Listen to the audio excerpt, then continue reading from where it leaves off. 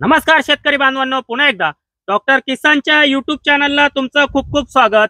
आजचा व्हिडिओचा विषय एक शेतकरी, व्हरायट्या 3 आणि मार्गदर्शन 1 आणि त्यातून काय निष्पन्न झालं त्या संदर्भामध्ये आजचा व्हिडिओ खूप महत्त्वाचा आहे।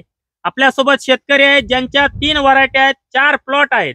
थॉम्सन व्हरायटीचे 2 प्लॉट, आपण ज्या प्लॉटमध्ये उभे आहोत किंगबेरी व्हरायटी आहे, पहिलंच वर्ष आहे, रोपटा आहे, या ठिकाणी माल तुम्ही बघत आहात। त्याचप्रमाणे नानासाहेब पर्पल, म्हणजे 3 व्हरायट्या, शेतकरी 1 आणि 1 डायरेक्शन 1 मार्गदर्शन, यातून काय निष्पन्न झालं त्या संदर्भात आजचा व्हिडिओ शेवटपर्यंत तुम्ही बघायचा आहे। चॅनलला प्रथम आला असाल तर चॅनल सबस्क्राइब करायचं आहे आणि द्राक्ष शेतीमध्ये आपण कसा कमीत कमी खर्च करून जास्त उत्पादनाच्या दिशेने वाटचाल करू त्या संदर्भामध्ये हा व्हिडिओ शेवटपर्यंत तुम्ही बघायचा आहे। नीट लक्षात घ्या, व्हिडिओचा विषय शेतकरी 1, व्हरायट्या 3, मार्गदर्शन 1, यातून काय निष्पन्न झालं। दादा, आपलं पूर्ण नाव सांगा। सागर बाळासाहेब जाधव, राहणार कुंभारी, तालुका निफाड, जिल्हा नाशिक। आपला मोबाईल नंबर 8551016558। आपल्या डॉक्टर किसानकडे किंगबेरी, नानासाहेब पर्पल आणि थॉम्सनचे 2 प्लॉट रजिस्टर आहेत। हो, पूर्णपणे वर्षभर वेळापत्रक वापरल्यानंतर आता शेवटच्या अंतिम टप्प्यात तुमचं पर्पलचं त्या ठिकाणी हार्वेस्टिंग सुरू आहे। पहिल्या थॉम्सनच्या प्लॉटचं देखील एक्सपोर्टला हार्वेस्टिंग सुरू आहे। याबद्दल तुम्हाला वर्षभरात आलेला अनुभव इतर शेतकऱ्यांना काय सांगाल तुम्ही? इथून मागे आमचे 4.5 महिन्यात रानं खाली होत होते, तर ह्या वर्षी 4 महिन्याच्या आत रानं आलेले आहे। पर्पल हे 4 महिन्याच्या आत पूर्ण काळं झालेलं आहे, एकसारखा रंग हो एकसारखं। एक साधारणतः 27-28 बंच ठेवून सुद्धा कलर आलेला आहे। आणि साईज असेल, वजन असेल, साईज आणि वजन मध्ये लय मोठा फरक आहे। आणि रेग्युलर जो तुम्ही इथून मागे खर्च करत होता त्या तुलनेत या वर्षीच्या खर्चामध्ये काय बचत झाली का? भरपूर बचत झाली। लिक्विड म्हणजे आम्ही 1.5 लाखाचे लिक्विड खते सोडायचो, यंदा फक्त साधारणतः 50 ते 60 हजाराचे झालेले। आणि तुम्हाला जी मध्ये थोडीशी मनामध्ये भीती होती, आपला 2-3 वेळा फोन झाला, कारण की म्हणजे त्या पाठीमागे तुमची चूक नाही किंवा आमची चूक नाही, तुमचा जो रेग्युलर अनुभव होता त्यापेक्षा वेगळा अनुभव तुम्हाला येत होता आणि त्यामुळे तुमच्या मनामध्ये भीती निर्माण होती। पण आता सगळे प्लॉट तयार होत असताना काय वाटतंय तुम्हाला? एकदम भारी वाटतंय, कारण की जिडं 4.5 महिन्यात होत होते तर तिडं प्लॉट एकदम 4 महिन्याच्या आत रेडी होऊ राहिली। चांगली शुगर, चांगलं वजन, चांगलं लष्टर, चांगला एकसारखा रंग। होय, याच्या पाठीमागचं कारण नेमकं काय असू शकतं? म्हणजे मी डॉक्टर किसानची वाह करा असं म्हणत नाही, पण याच्या पाठीमागं तुम्ही रेग्युलर शेती करताय, आता ठीक आहे, हा किंगबेरीचा पहिल्या वर्षाचा प्लॉट मध्ये आपण उभे आहोत, याला सुद्धा एकसारखा रंग चांगला आलेला आहे, चांगली साईज आपल्याला मिळालेली दिसते। परंतु जे पीजीआरचं जे प्रमाण डॉक्टर किसानच्या वेळापत्रकामध्ये येतं, अतिशय कमी वेळापत्रक पीजीआर स्वरूपात, सेकंड थर्ड डीप, कुठल्याही पद्धतीत चौथी डीप नाही, 5वी नाही, डायरेक्ट पुश स्प्रे येतो। अन्नद्रव्य व्यवस्थापनामध्ये 5-5 किलो खतांचं ऍप्लिकेशन येतं, त्याबद्दल तुमचं काय मत आहे? साईज मध्ये कसं आम्ही पिजार डायमर येते 1 मिली किंवा 2 मिली पोत, 1.5 मिली पोत जायचो, CPP 2 मिली पोत, हे सगळे कमी हे झाले। साईज पण हाय त्याच्यापेक्षा जास्त झाले। आणि थॉम्सन मध्ये काय अनुभव आला? म्हणजे एक्सपोर्टचं काम विदाउट पेपर रॅपिंग, सॅम्पल आणि काही गोष्टी, आपण त्या ठिकाणी शेजारी कांद्याचा प्लॉट होता तरी देखील सॅम्पल टाकला, ओके आला, हार्वेस्टिंग चालू झालं, त्याबद्दल काय सांगाल? ते आपलं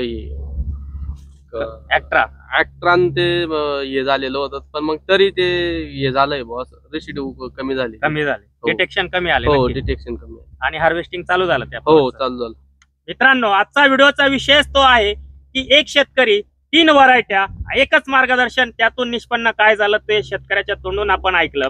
बऱ्याच शेतकऱ्यांना ज्या अडचणी येतात की हार्वेस्टिंग दरवर्षी उशिरा का होतं, एकसारखा रंग का येत नाही, त्याच्या पाठीमागचे रिझन काय आहे, पोतेचे पोते खत टाकून देखील चांगले रिझल्ट येत नाही, चांगलं वजन, चांगला एकसारखा रंग, चांगली शुगर येत नाही, त्यासाठी आपल्याला सुरुवातीपासून खरड छाटणीमध्ये योग्य गर्भधारणेचं काम आणि त्यानंतर न्यूट्रिशन मॅनेजमेंट जर म्हटलं आपण, त्यामधलं मुख्य अन्नद्रव्य NPK, दुय्यम अन्नद्रव्यामधलं कॅल्शियम, मॅग्नेशियम, आणि आपल्या ज्या म्हणजे दुसरी एक महत्वाची गोष्ट जे सूक्ष्म अन्नद्रव्य, याचा संतुलित वापर कमीत कमी प्रमाणामध्ये आपल्या वेलीला जेवढी गरज आहे, आपल्या जमिनीच्या पोतानुसार, आपल्या सॉइलच्या पोतानुसार जर आपण व्यवस्थितरित्या सेकंड डीप नंतर जर चांगल्या पद्धतीने नायट्रोजनचा वापर आपण पुढचे 15 दिवस केला, त्यानंतर फॉस्फरसचा वापर जर व्यवस्थितरित्या केला, खूप फॉस्फरस दिला पाहिजे, खूप म्हणजे त्या ठिकाणी 0.60-20, 0.52-34, डाय अमोनियम फॉस्फेट याचा गोण्या वापर न करता कमीत कमी खतांचा वापर करून एकसारखा युनिफॉर्म कलर व्हरायट्यांमध्ये आणणं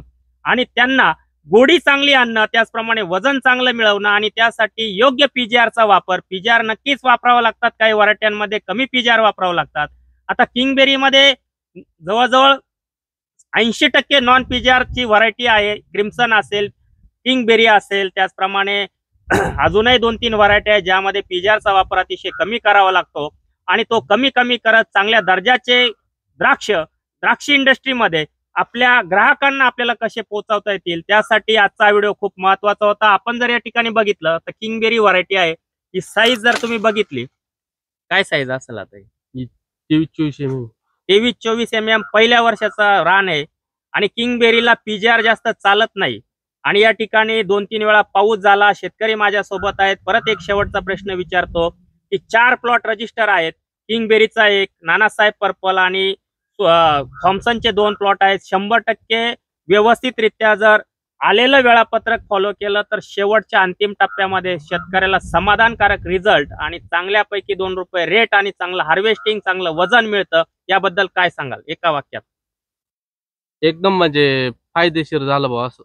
म्हणजे 100% यावर्षी वाटतंय हो द्राक्ष शेती आपण नफ्याची करू शकतो. हो बरोबर. बरोबर ना? हो. बरेच जण द्राक्ष शेतीपासून बाजूला जात आहेत, पण तुम्हाला काय वाटतं अजून चांगल्या पद्धतीने पुढच्या वर्षी आपण काम करू शकतो का? हो करू शकतो. या वर्षी पहिलंच वर्ष होतं, पुढच्या वर्षी अजून, आता हे पहिल्या वर्षाचं रोपटा आहे, किंगबेरीची व्हरायटी, अजून चांगला माल आणि नक्कीच या शेतकऱ्याचा दुसरा व्हिडिओ तुमच्यापर्यंत मी देतोय. पुढच्या वर्षी देखील किंगबेरी असेल, पर्पल सारख्या व्हरायटीत मी व्हिडिओ घेतला नाही, त्यांचीच व्हरायटी आहे. या सगळ्या निफाड तालुक्यातून हेवी रेन असेल, हेवी सॉइल असेल आणि क्षारयुक्त जमिनी झाल्या, शारपट जमिनी झाल्या, यातून चांगलं उत्पादन कसं घेता येईल या संदर्भामध्ये नवी दिशामध्ये पुढचे 2 ते 3 व्हिडिओ लवकरच 10-12 दिवसामध्ये तुमच्यापर्यंत येतील. आजचा व्हिडिओ तुम्ही शेवटपर्यंत बघितला, चॅनलला प्रथम आला असाल चॅनल सबस्क्राईब नक्की करा. व्हिडिओ आवडल्यास तो लाईक आणि शेअर करायला विसरू नका. नमस्कार.